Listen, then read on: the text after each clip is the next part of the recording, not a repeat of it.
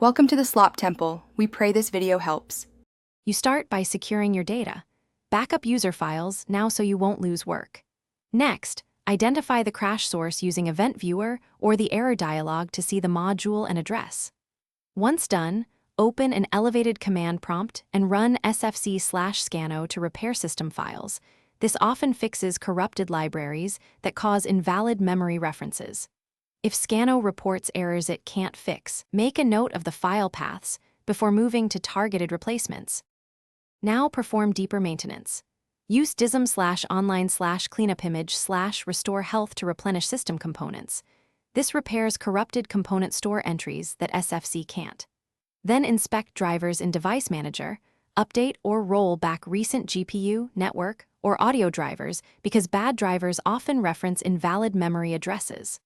While software-side checks run, test RAM with Windows Memory Diagnostic, and if needed, memtest 86. These hardware diagnostics catch failing DIMM that produce intermittent instruction at 0x crashes.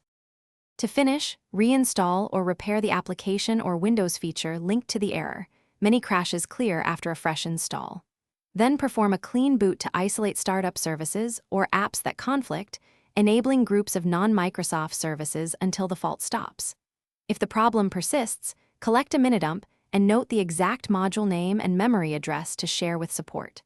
One key troubleshooting tip. If crashes continue after software fixes, faulty RAM is the most common hidden cause. Swap or retest modules immediately. Thanks for watching.